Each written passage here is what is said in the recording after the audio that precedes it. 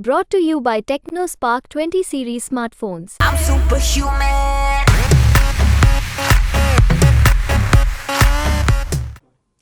देखिए आगामी 26 अप्रैल को मेयर और डिप्टी मेयर का चुनाव है और हमने इसके लिए प्रॉपर नोटिफिकेशन जो मेयर के पास पावर होती है हमने उसका निकाला। हमने तारीख 26 अप्रैल की दी। हमने फाइल तक मूव करी एलजी साहब को और इलेक्शन कमीशन को। अगर नॉर्मल कोर्स ऑफ एक्शन में इलेक्शन कमीशन का कभी रोल नहीं रहता मेयर और डिप्टी मेयर के चुनाव में, पर इस बार लोकसभा के चुनाव हैं, कोड ऑफ कंडक्ट लगा हुआ है, तो एमसीसी में इलेक्शन कमीशन की परमिशन जो है वो मैंडेटरी है। आप देख सकते हैं इस बार के जो एजेंडा में भी हमने स्टैंप लगा के जो म्यूनसिपल सेक्रेटरी ने यहाँ लिखा है कि जो election is subject to the clearance और permission from election commission of India. तो इलेक्शन कमीशन से परमिशन का हम इंतज़ार कर रहे हैं। साथ ही एक फाइल हमारी एलजी साहब के पास भी मूव हुई है जो कि नॉमिनेशन ऑफ प्रिसाइडिंग ऑफिसर है। अभी दोनों फाइल्स का हम इंतज़ार कर रहे हैं और जैसे ही इलेक्शन कमीशन से परमिशन होगा तो 26 को चुनाव होगा। और प्रिसाइडिंग ऑफिसर में भी पिछला मेयर जो होता है वही चुनाव कराता है आने वाले मेयर का, पर एलजी साहब के पास पूरी पावर रहती है प्रिसाइडिंग ऑफिसर को भी लेके। बट हम आशा करते हैं जल्द से जल्द इलेक्शन कमीशन की परमिशन मिलेगी और जल्द से जल्द एलजी साहब भी प्रिसाइडिंग ऑफिसर पे अपनी क्लियरेंस देंगे।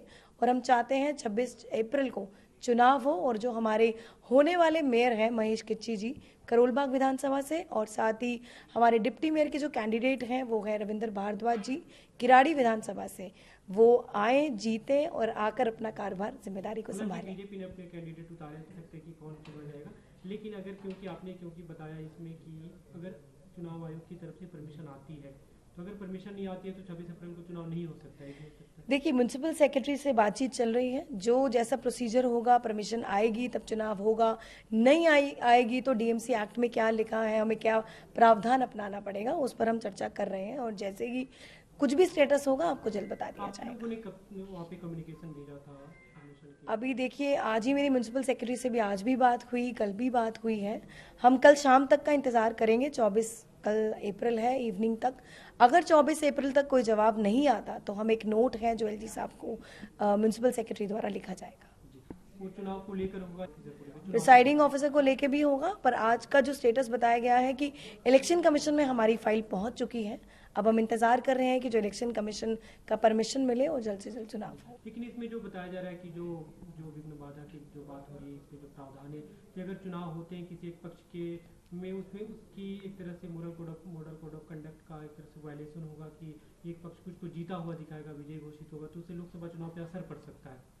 तो आपको ऐसा लगता है कि ऐसा हो सकता है? देखिए जब बहुमत आम आदमी पार्टी की है, काउंसलर के नंबर आम आदमी पार्टी के हैं, जाहिर से बात है पहली बार भी आम आदमी पार्टी का मेयर बना, दूसरी बार अनअपोज्ड भारतीय जनता पार्टी के कैंडिडेट्स ने अपना कैंडिडेचर जो है वो विड्रॉ कर लिया था।